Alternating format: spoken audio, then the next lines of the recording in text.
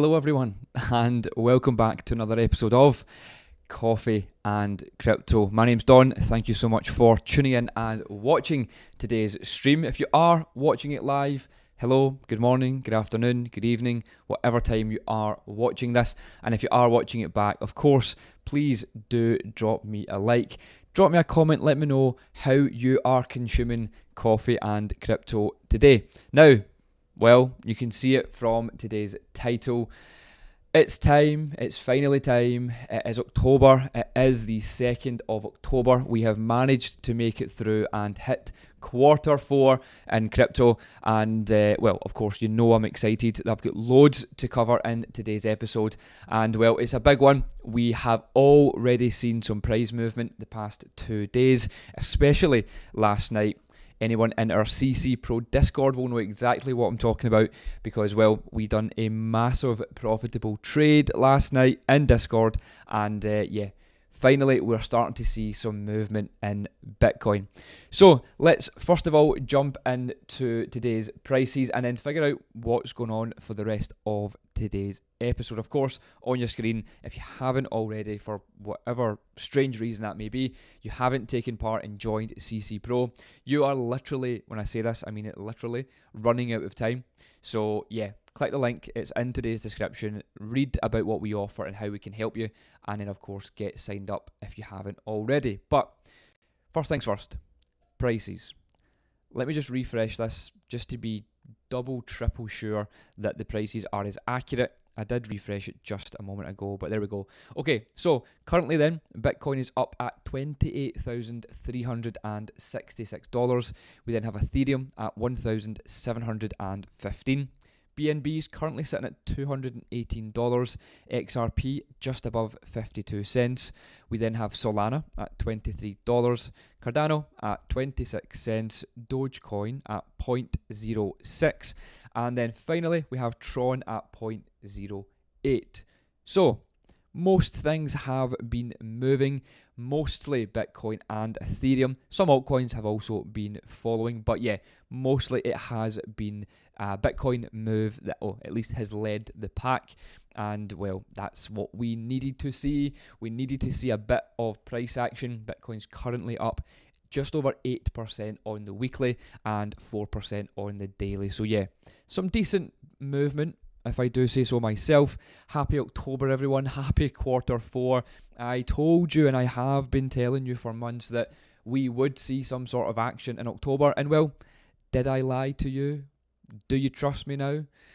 Hopefully so. Now, anyway, moving away from the prices at the moment. First of all, actually, before I do that, did you all hopefully manage to catch the live stream last night? Obviously, our man like Mark did do a massive live stream last night, just kind of talking more about prices, price action, plans for the next kind of few months, how October looks, so on and so forth. If you didn't catch that, it should still be on the YouTube channel, so go back and watch that video in full, and yeah, you will be pleasantly surprised. But anyway, is the bull market back?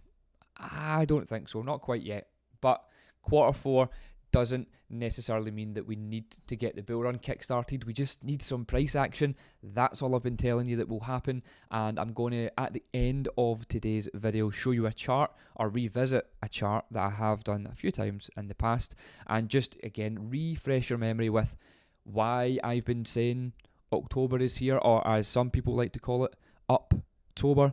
But yeah, anyway, let's dive into some news, get you up to speed with what's going on in the markets and in crypto, and then yeah, we'll jump into that article at the end of the video. So first things first, this is an interesting piece of news because people probably don't really know who this guy is. If you are feeling new to crypto, this was a massive kind of, well, upset, I would say, for the crypto community, and still kind of is, depending on how much you care about crypto and the actual background of it. But basically, Silk Road was a huge deal for, I guess, making Bitcoin kind of known back 10 years ago.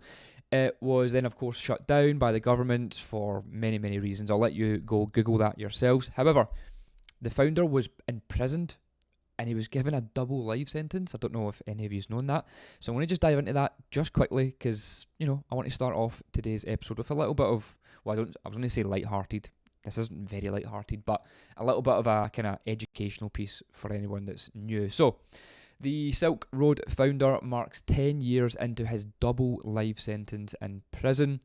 Now, again, he is wrongfully imprisoned, in my opinion, and pretty much everyone's opinion. But anyway, the founder of the former Silk Road online market, this guy Ross, marked 10 years behind bars after he was given double life sentence by the US authorities back in 2013.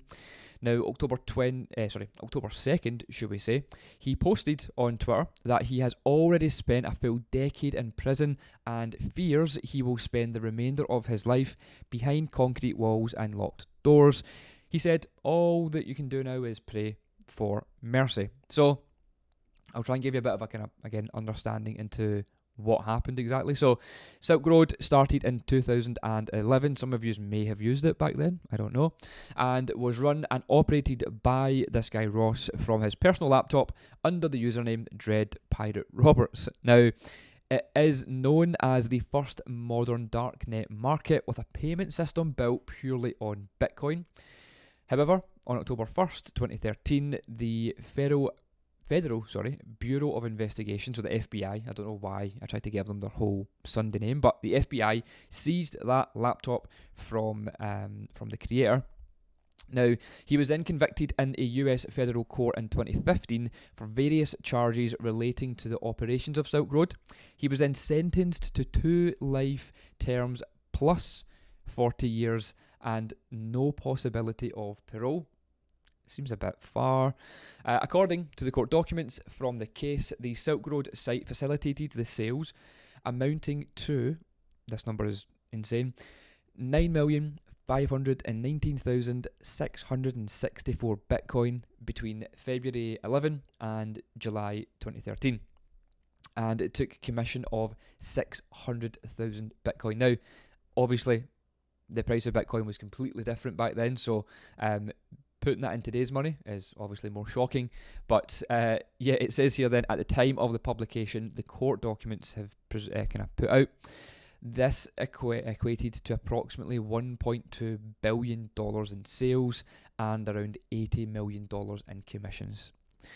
So, yeah, basically, if you didn't know, Silk Road was a thing, and that's actually where Bitcoin got a bit of its bad name. So if, again, depending on how long you have been in the crypto space, if you'd mentioned it to anyone, I do Bitcoin, or I'm invested in Bitcoin, I'm interested, blah, blah, blah, they would automatically assume that you were buying things on the dark web and it was not a good thing to be involved in. Well, where that stemmed from is this exact point. So from Silk Road back in the early days, 2011 to 2013, there or thereabouts, it was open. It was very much used by thousands of users worldwide. And yeah, of course, this guy Ross, like I said, just created it. And then obviously took commissions and dealt with the workings of it. He wasn't doing any of the illicit or quote unquote illicit activities that were being partaken on the website, but he was jailed for it because he was the creator, the founder, and the guy behind it. He was jailed for, like I've said, double life sentences plus 40 years with no parole. So yeah, he was like the first person to be really convicted to do with anything with like Bitcoin or crypto, and I think they really wanted to try and just make him as an example to, well, the rest of the world, that if you play around with this stuff, we will jail you for a lifetime or whatever. Obviously, he's still tweeting, so I don't know what prison it is he's in, but he has access to his phone. He obviously can't deal with crypto, that's pretty obvious, but he can still tweet and, try to get help. It would be cool if he managed to get out somehow. I don't know how that's even possible, if someone could pay the courts. I'm assuming that the US government would accept money for him, because they would accept money for pretty much anything. So I'm assuming at one point he will be freed on bail if the money is there to match it. But yeah, anyway, like I said, that was normally the case before the past, I would say, since like 2020. If you spoke to anyone about crypto or Bitcoin, they tend to say, oh, is that not for buying things online? And that's where the bad name of crypto came around. But fast forward, till now and since 2020, obviously people now understand what crypto actually is. But yeah, anyway, there's a little history lesson for you. Thought I'd bring you up to speed with that because it's important to know pretty much everything that goes on in crypto. Right, jumping into some more interesting and more, more interesting news for you watching this who doesn't want a history lesson. Quarter 3 of 2023 was crowned the most damaging quarter for crypto amid $700 million that have been lost, apparently, it's been reported. So again, we have just managed to sail over into quarter 4. Quarter 3 is now behind us. It was a very rough time for investors, very rough time for people's mindsets, their actual balances and exchanges, just a very rough time. What you tend to see in these rough times is people making excuses, people wanting to leave, blaming things, passing the buck, whatever it may be. That's behind us now. Well, it should be anyway. And quarter 4 is here. The quarter that I believe will be super, super important. One of the most important quarters of 2023 anyway is now here. And I want to show you some kind of facts on the previous quarter. So, the third quarter of 2023 has been the most financially damaging, and the quarter of obviously this year, with almost 700 million in digital asset lost to various security incidents, according to the quarterly report security firm CertiK. With the report, CertiK highlighted 184 security incidents in July, August and September, with over $699 million in crypto assets lost in that quarter alone, surpassing the first quarter losses of $320 million and the second quarter, which was $313. So pretty much, more than double the amount from quarter 1 and quarter 2 was lost in quarter 3. So, nuts.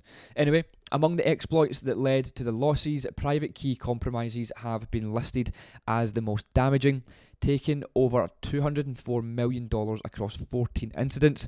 According to the report, the multi-chain incident where private keys were under the exclusive control of the project's CEOs led to a loss of around $125 million. Absolutely insane. Anyway, the incident highlighted that centralized control of private keys for businesses could be led to vulnerability, which in multi-chains cases led to ceasing of its operation. So here you go, I'll try and make this a bit larger. Hopefully you can see that on your screen, but basically it's a breakdown on exit scams, other manipulation, private key compromise, and just other amounts of losses. So again, the red is the incident count, so how many issues did we have, and then the kind of gold colour is the amount that was lost to that hack or that compromise or whatever it was. So yeah, a lot of money was lost in crypto in quarter 3. Now, that doesn't necessarily mean it was drawn out of the market. Usually what happens with these hacks is they will steal your crypto, but they'll keep it as crypto and then just kind of use it for their own investment purposes. It doesn't necessarily leave the market. That's why we haven't seen a massive downturn in like actual prices. This report is mostly just based on people being scammed, and whatever it may be is the highest it's been this year, and it happened in quarter 3. Now, there's many reasons for that. Could it be that in quarter 3 the hackers knew that people would just be drained and that it was the most vulnerable time for people to be attacked? Because it's, 6 to 9 months into the year, crypto's not really doing anything. They're probably bored now. Are they lacking their normal security kind of checks? Are they forgetting to, write passwords down? Are they saving them in places they shouldn't save? Are they more vulnerable to a phone call that could lead them into giving me information? That there's so many things that I guess think about when I see kind of reports like this. Quarter 3 is a challenging time, and it was a challenging time. People's minds kind of get the better of them, and I believe that hackers will play into that, and that's why factually quarter 3 was the worst on record this year for people are basically being scammed. It's why like we talk about scams so often. I'm going to just jump into the larger screen here to give you this in more context. But this exact article is a kind of I guess, proven a point where we obviously do our crypto startup course, so it's called the Ultimate Crypto Fast Track course, and what that basically is a 5-day in-person training course that we hold in our office, and the whole point of it is not just to kind of show you what to invest in or whatever it may be. A massive focus on that week is to talk you through security, how to look after your assets, where to store them, how to stay safe from scams, how to spot scams. Basically, there's a massive drive on security because, well, as I've just quite clearly proven there, it is a big deal in crypto. It happens far too often, and maybe you've fell victim to a scam before in the past. We focus on it a lot because no one else seems to do that. Everyone seems to tell you what to invest in and how great this project is and whatever. Yes, we do that, and we'll definitely help you out and point you in that direction. However, people seem to shy away from actually teaching you how to look after your crypto, what to do if you have been scammed or you think you've been scammed. Don't know why I said think, so strange there. But if you think you're being scammed or whatever it may be, we essentially focus highly on that because, well, it's all great making hundreds of thousands of dollars in crypto, but what happens if you click a link because it looks like a genuine email or it sounds like a genuine phone call and they wipe all your profits? You're stuck because there's nothing you can do. You can't phone anyone for help. No one can get that crypto back for you. So it's your entire responsibility to know the security and be educated enough in the security aspect of your portfolio because no one else will do it for you. No one else is going to help you if times get tough and you are a victim to a scam. Anyway, just wanted to put that out there. There's a massive focus on security and I feel like people don't focus enough on it. So yeah, if you are interested in trying to actually learn more about security, drop me a comment below, drop me a message on Instagram, whatever it may be, and I'll give you more details on how I can help you because, yeah, not enough people ask for help when it comes to the security of their crypto. Anyway, like I said, that's the article. Massive kind of losses in Q3, $700 million worth of losses just from scams and stuff being compromised. But yeah, stay safe out there, and if you need any help, let me know. Next then is October here. Bitcoin, Ethereum suddenly pump and wipe $70 million worth in shorts. So again, if you watched last night's live stream, you know exactly what I'm talking about. But more than $70 million worth of crypto shorts were suddenly liquidated after a surprise jump in the price of Bitcoin and Ethereum, as well as some other altcoins as well.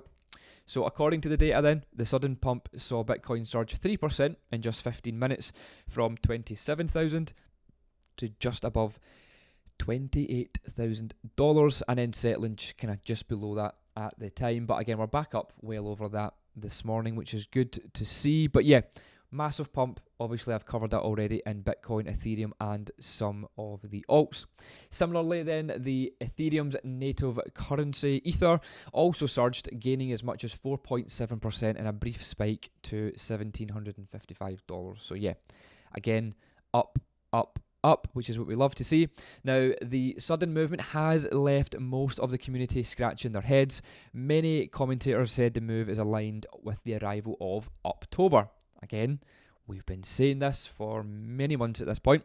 But yeah, here someone on Twitter has tweeted, "Welcome to October, welcome to Q4, which is leading towards a great quarter, potentially fueled by ETF approvals and the pre-halving rally.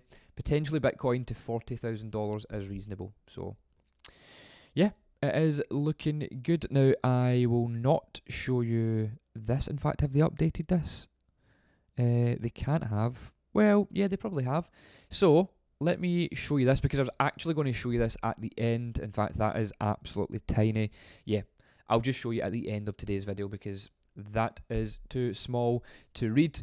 But yeah, welcome to October. I've already mentioned it. It is time, in my opinion, for, well, it already has happened, but it is time for Bitcoin and crypto to get moving again. Could it be fueled by ETFs? Well, let's find out because the next article is about ETFs and Grayscale because they have submit a new filing to the SEC that they say they want to convert Ethereum Trust to spot ETF. So let me give you a bit more information on this, because I do think that the ETF drive will be super important for the next kind of, say, 6 months or up to 6 months.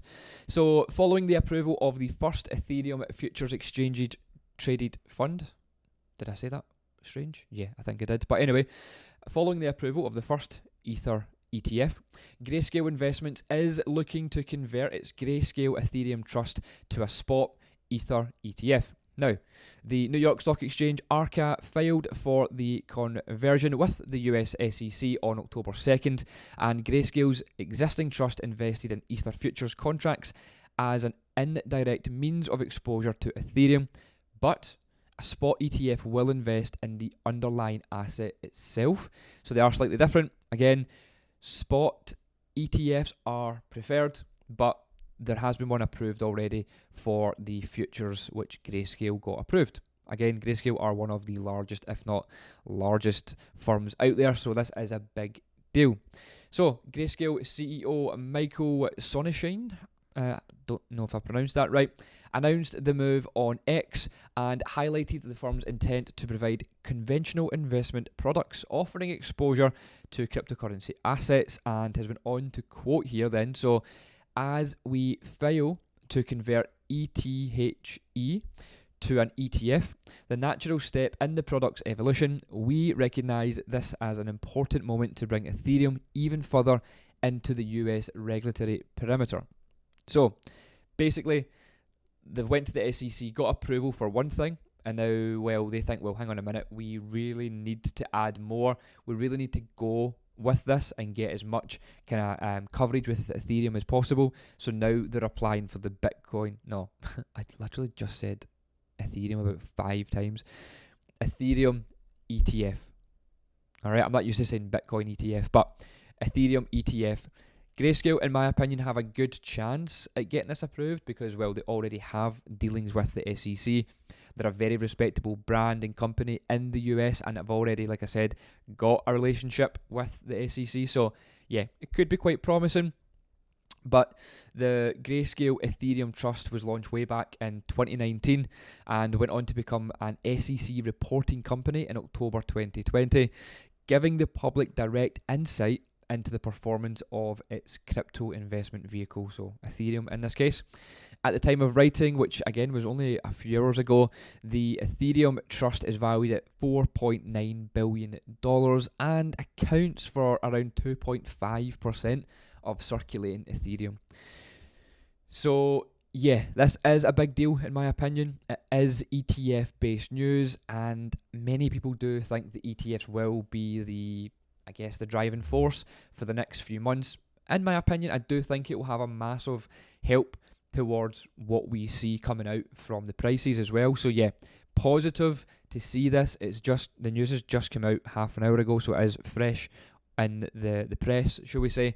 But yeah, ETFs, they are coming thick and fast, and it's both for Bitcoin and for Ethereum. So watch this space. Now, last piece of news I want to cover is just about VCs. Again, I'm going to briefly talk over this because it's something that we don't usually get access to or deal with unless you are a venture capitalist, but I feel like it is quite important, and I'll tell you why in just a sec.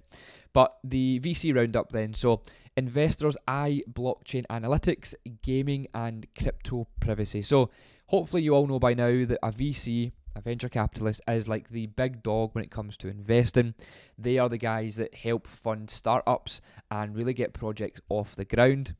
So seed rounds, for example, are what VCs normally invest in, and that's just basically a very, very, very early investment round that no one else can get access to because it's a startup phase and they need to be kind of given a lot of capital. So they usually go to venture capitalists to get that money. So it says here then, so crypto startups keep raising capital despite tight liquidity and adverse macroeconomic conditions.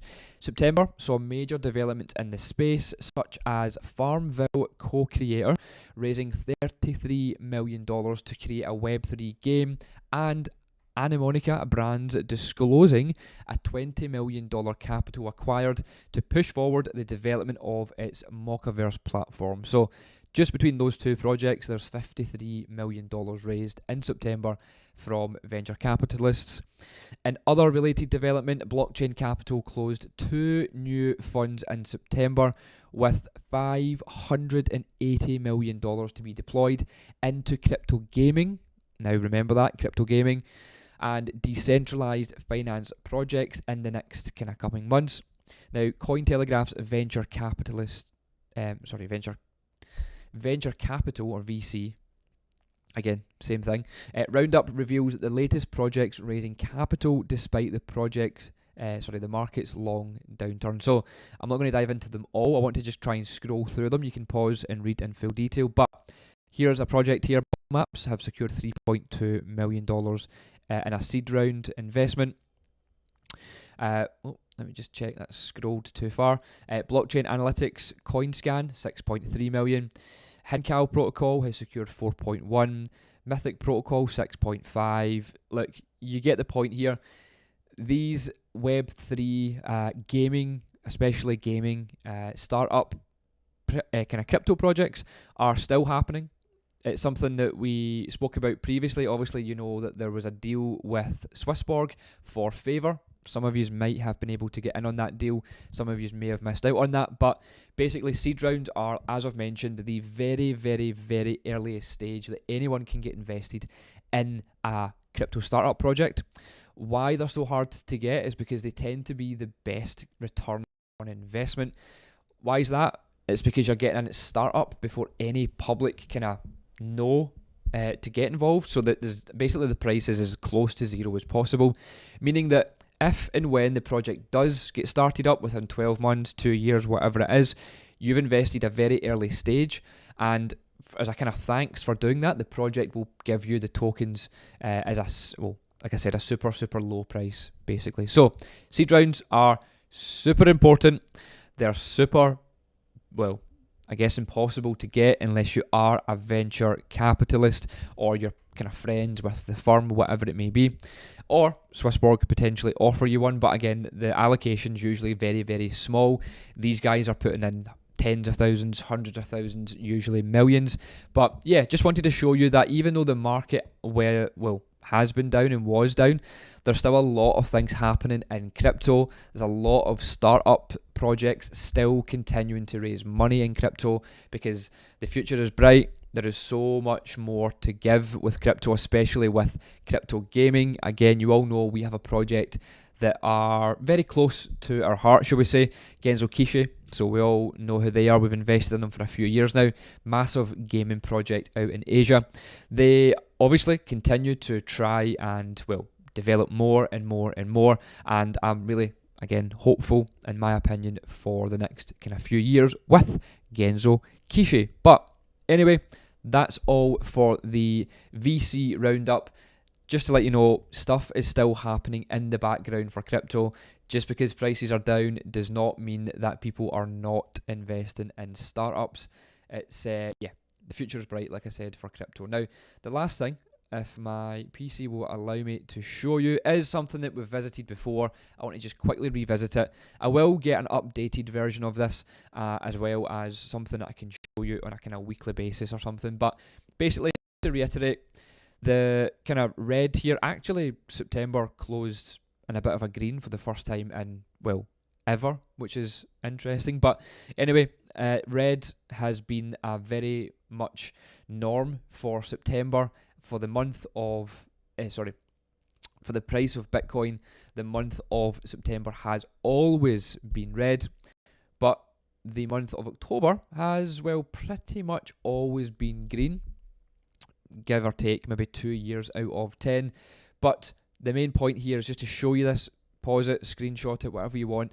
The main point I wanted to show you is we are now in October. We are now hopefully going to start seeing more green. We already have seen some green the past 24 hours. Look, there will be pullbacks. There will be some red days. That's fine. That's expected. But the moral of the story is we're now in Q4. That's it. That's the moral of the story. Point blank, full stop. That's the end. We have managed to make it through Q3, which was a rough time for both, you and I, investors. Scammers had a great time because they managed to scam almost $700 million off of people in crypto. However, you know my thoughts on that. You know why I think it may have happened. We're past that stage now. It is now hopefully on to a good few months in crypto and kind of get things, I guess, hot under the collar, shall we say, for the upcoming bull run that we should see very, very soon. Again, one thing to note, nothing that I ever say on this channel is financial advice. I just like to spread my opinion, show you some facts. If you are ever going to invest in crypto, please do your own research. Don't just do anything that I have done. Do your own research. Make sure you know capital is at risk and investing is a scary place and should only be done by people who know what they're doing. All right, so just want to clear that up after telling you about what I think is going to happen. But anyway, that's my belief. We're in quarter 4. It is now time to get, well, I guess excited again. If you have been the person to shy away from crypto the past few months, made some excuses, tried to blame other things, look, we'll forget about it, right? Between you and I know the real reason, but I'll brush it under the carpet. Welcome back. Get back in Discord. Get back following these videos. Get back learning about crypto, and I will forgive you. And I'll let you forgive yourself as well, all right? Anyway, that's all I have time for today. If there's anything else that you need from myself or anyone on the team, there is links to everything that you would need in today's description. All right? Thank you so much for tuning in. I will see you all for the next episode of Coffee and Crypto. See you soon.